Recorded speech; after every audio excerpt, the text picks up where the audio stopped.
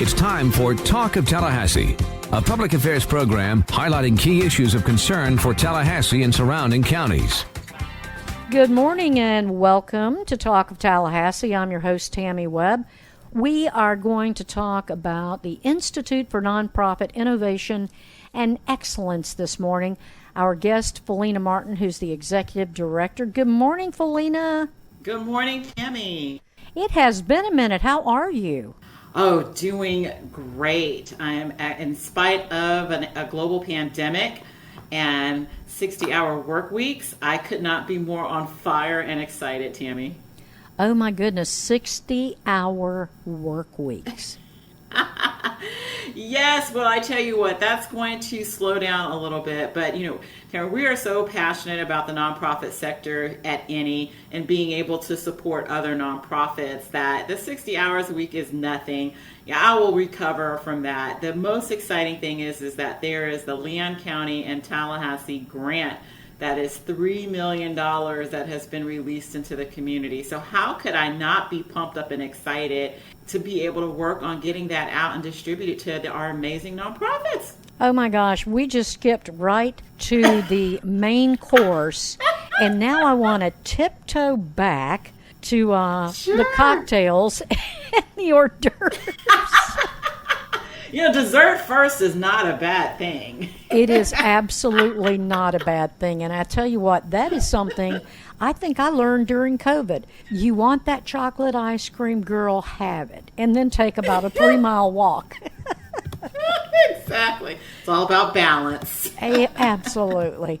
Felina, it is such a pleasure to get to catch up with you again. We've known each other for years and years and years and years. And wow, I've followed your career, and you've had, let me throw this out here at you. Okay. You've had everything from Felina's Ladies Boutique in Pensacola to one of the best fitness, and you know the name of it. It won't come off. That's okay. The Tallahassee Fitness and Food Festival. Yes, that was a service from my business and a couple of partners over the years, but 10 years, Tammy, having produced that event to get our community healthy and fit through exercise and nutrition. Great memory there, Tammy. Yes. Unbelievable. And now you've been with the Institute for Nonprofit Innovation and Excellence for what, about 3-4 years now? Oh, you're really good. 3 years, actually. August, I'll be celebrating my 3-year anniversary with NE. Well, it's August, so happy anniversary. Thank you. I appreciate that. I don't know what you typically would get for a 3-year anniversary, but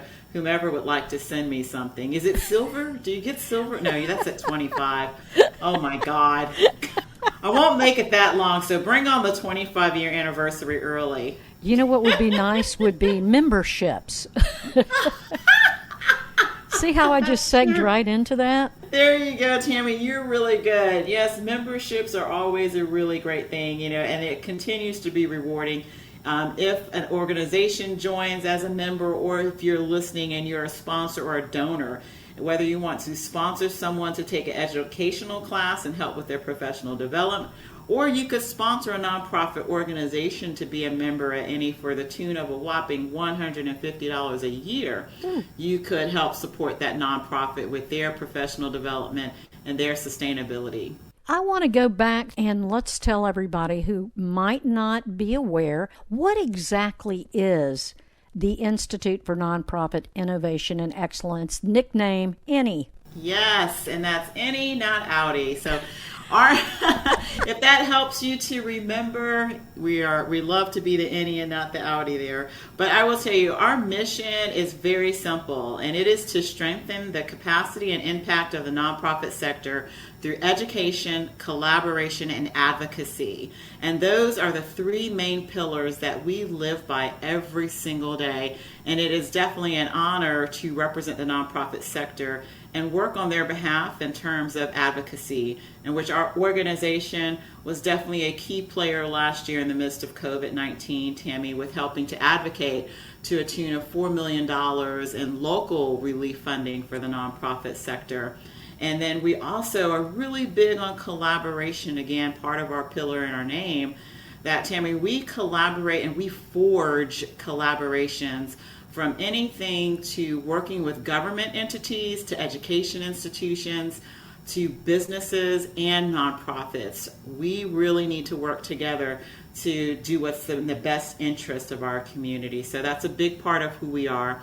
And needless to say, institutes in our name, Tammy. So education is a big part of what we do. And it's not just educating your nonprofit leaders who work at these amazing organizations, but it's also educating the board members, our community members who are serving on these organizations as well. Education is critical to them because they're making some really big decisions. But yes, that's our mission. For those of you who are not aware, you've got to get any. Let me ask you this. When we think about nonprofits, things like, St. Jude pops in mind because that's a big and one of my favorites. NAMI, Tallahassee pops in my mind because I've worked with them. Leon County Humane Society. Those are just some. How many? Can you give us a ballpark of how many nonprofits we're dealing with, maybe just in Leon County? Oh, most definitely, Tammy. So there are over 2,600 nonprofit organizations that are registered in Leon County. However, I'm going to back up because I know some people are like, oh my God, 2,600 nonprofits. And I know that number sounds very impressive. But let me tell you the impact of the active nonprofits. So 2,600 who are registered, but we have 684 nonprofits that are active in our community. Active being they raise at least $1 or more. They may not have employees. They may be volunteer-led, like our friends at Sustainable Tallahassee, but you have some that are volunteer-led that are making some tremendous impact in saving the planet or housing the homeless, right? So the 683 active nonprofits, they actually employ 1 in 10 jobs in our community. Wow. Now, I will tell you, if you do the math and you like some data and statistics, that is extremely impressive. Our nonprofit sector is contributing to our economy and in more ways than you can possibly imagine. They're contributing to that payroll, employing people, as well as fulfilling their missions. That is unbelievable. 2,600 total, 683 active, and employing 1 in 10 jobs. I'm mesmerized by that there is that many jobs in nonprofit organizations. When you think about turning back to last year or maybe even the year and a half that we've been through dealing with COVID, what has that done to some of our nonprofits? Well, the sad thing is some of them have obviously been hit financially because maybe that annual fundraising event that they typically lean heavily on for funding, a good example, Chain of Parks with Lemoyne or Springtime Tallahassee, but those have been like their main source for funding so that they continue to do their work. That when you have to, shutter in place and not have those festivals, it has negative implications on the sustainability of that organization because they can no longer raise the funds that they need to operate. And I can tell you there's probably not a single nonprofit organization in our community that doesn't have some form or fashion of a signature fundraising event. That golf tournament, again, that gala, that art festival, whatever the case may be, could not exist for a year and a half. And we're in the second year of this. And some organizations are still not at that point where they can comfortably continue to have those events. And that impacts what they're able to contribute to the community. Okay, so if you're not raising the funds that you typically use to employ people, right? So that's impacting now that our nonprofits are having to consider layoffs of their employees. They are having to reduce the services that they offer, Tammy, which the services that are needed have gone on an increase, but yet the funding to support those services have declined. And so that's like the immediate response for our nonprofit organizations.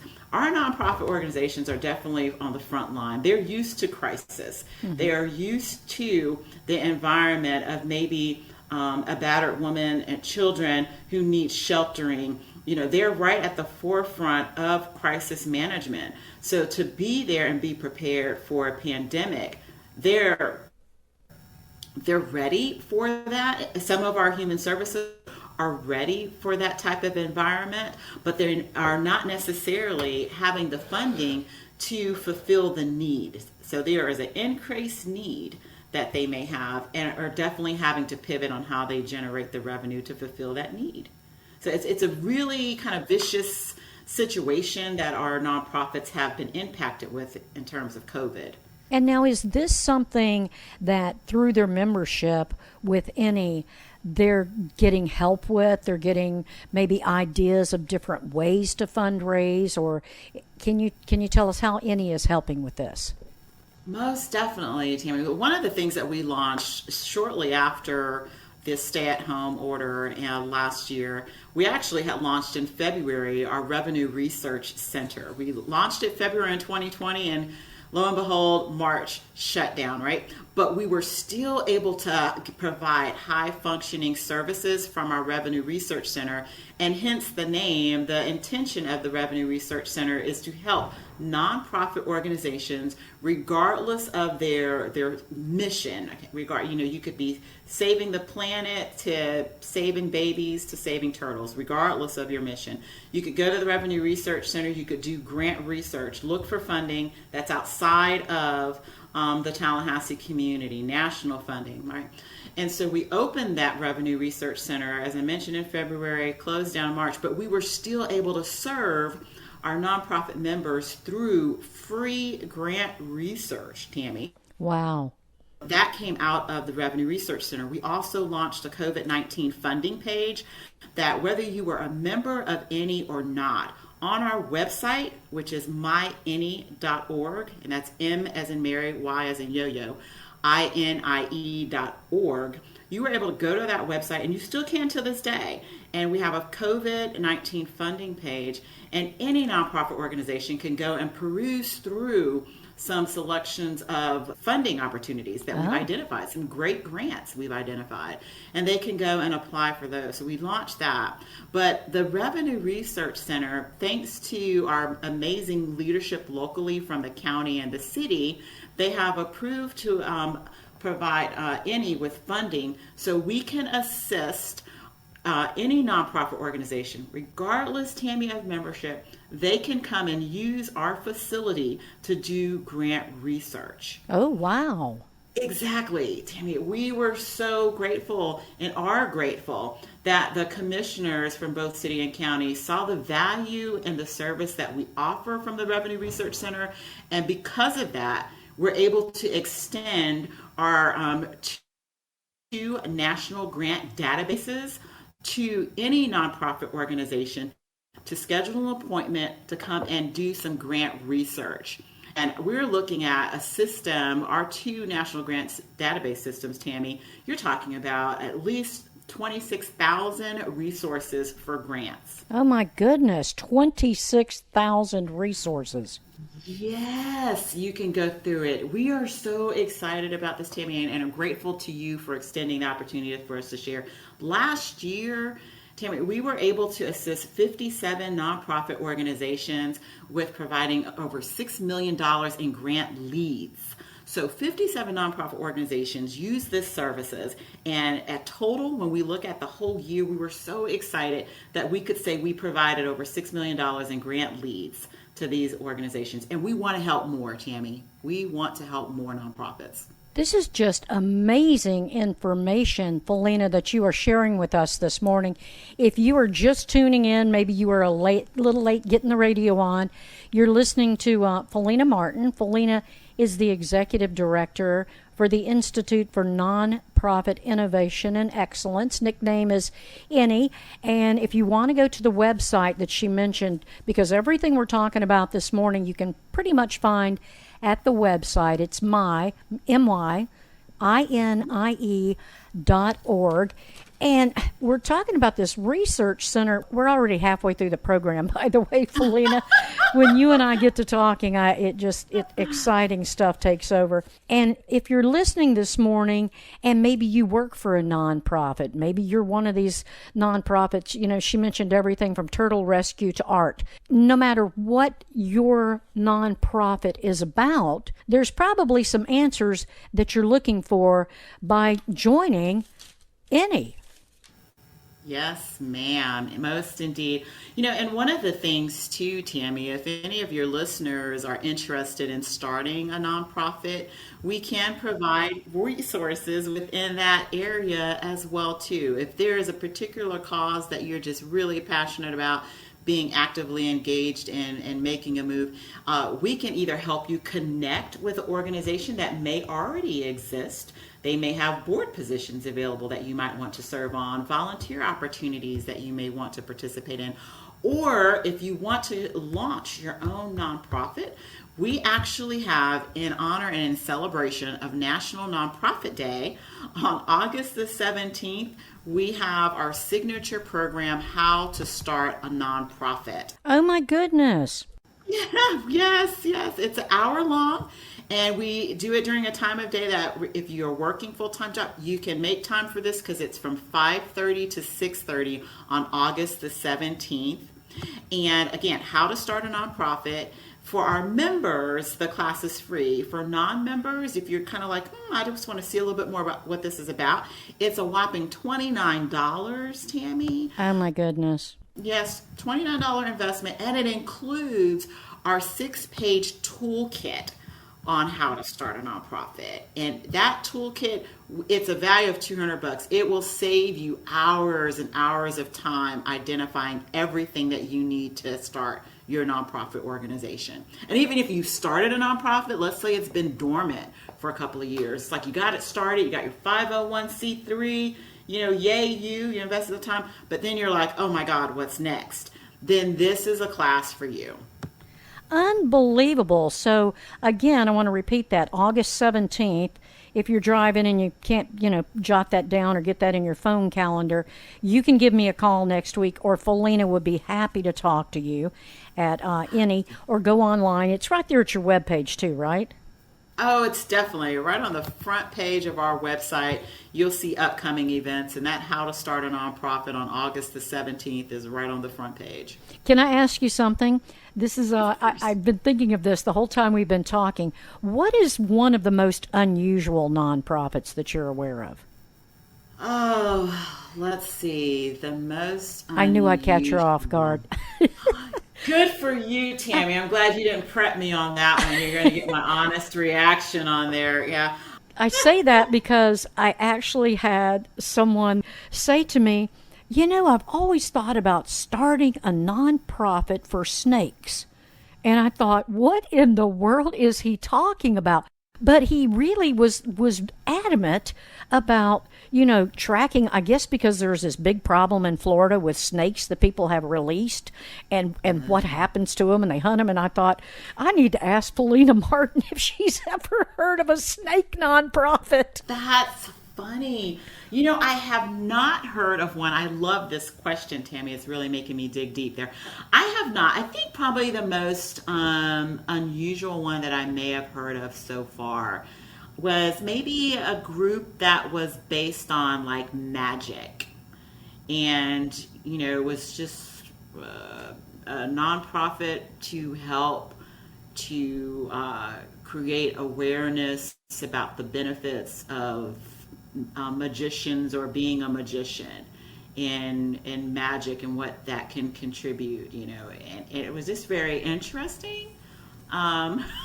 I was like, okay. Didn't think about that. We have one member organization. They're incredible, I tell you. Now, again, it's not like it's unusual, but it's Tally Robotics and how they teach youth about building robotics and mechanisms. And this group is just so awesome. And I love, they actually have been in our building, Tammy, and seeing the diversity among the genders. Wonderful. Yes, with young ladies participating in the program.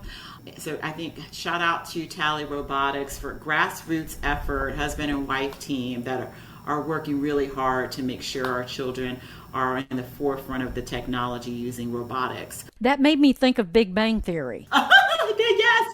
And how we first, and were exposed to women scientists. And I love it. Right. Tallahassee Robotics. That's really, really cool. If you're listening to us this morning and you're thinking, I've had an idea, I think this would be a good nonprofit, what's their first step, Felina? To sign up for the August 17th How to Start a Nonprofit.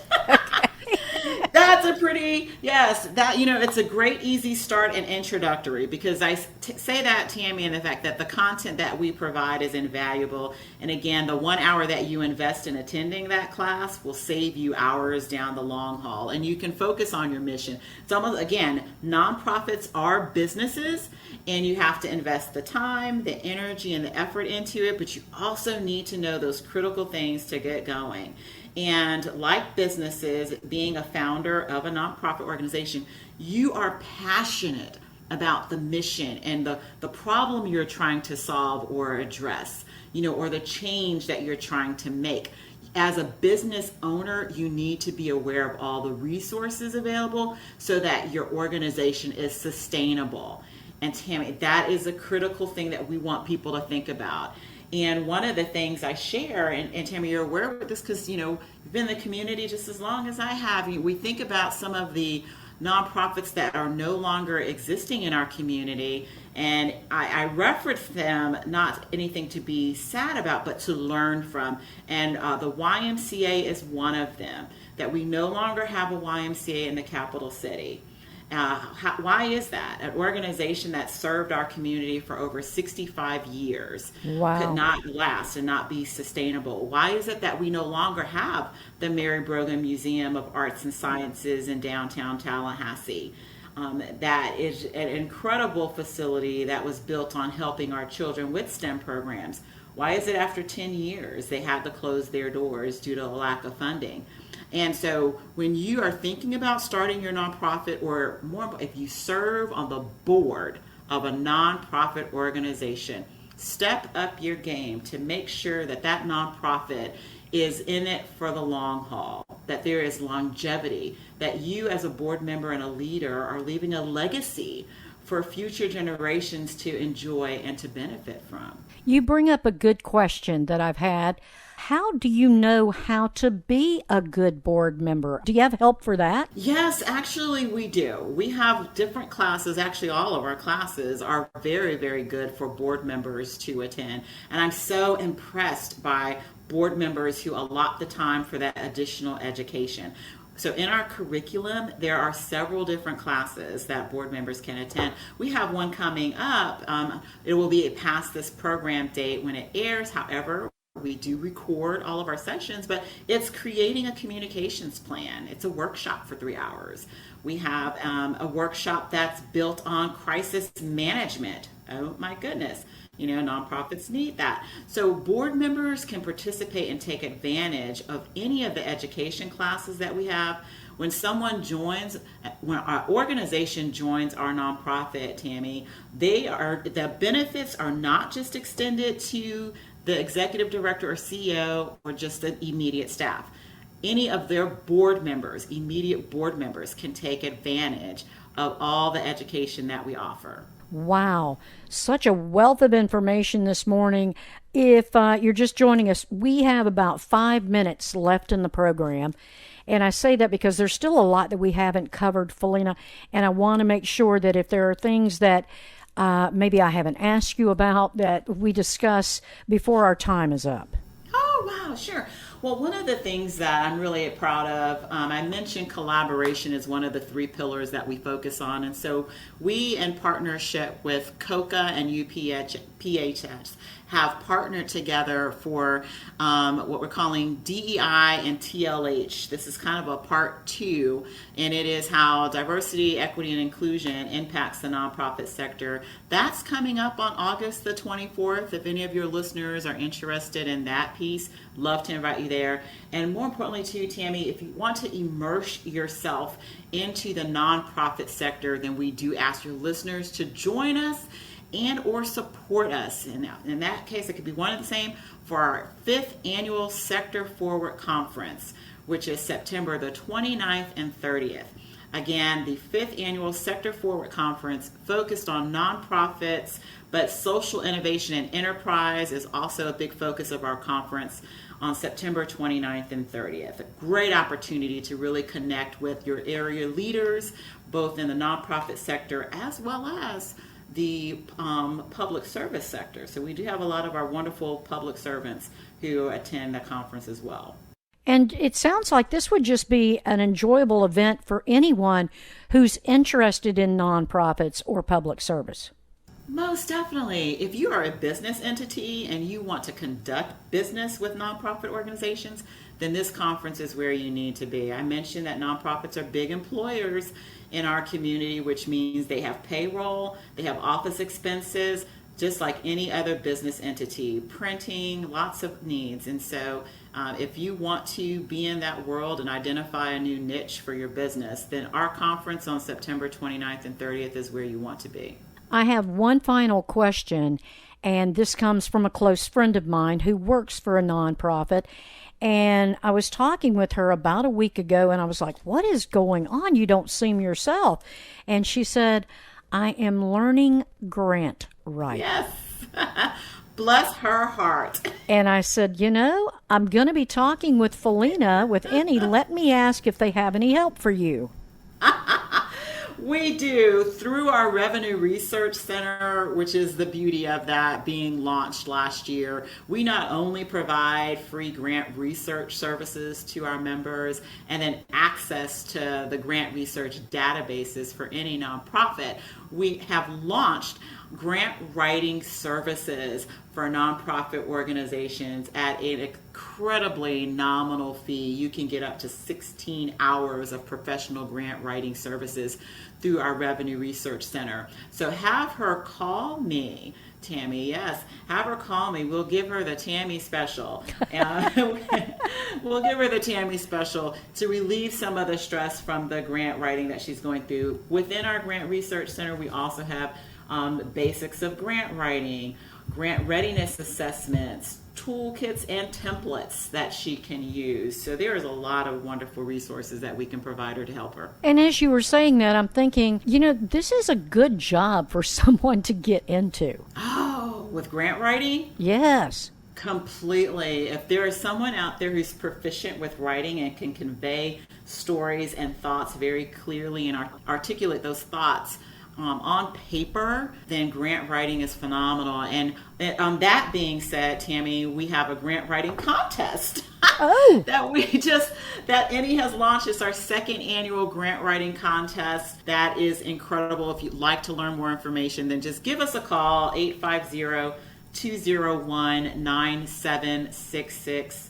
Again, 201-9766. But our grant writing contest is the bomb. We have some great prizes at a tune of first place was going to get like over $3,000 in prizes. So that will help you to sharpen up your skills with grant writing as well. All right, Miss J, you know who I'm talking about this morning.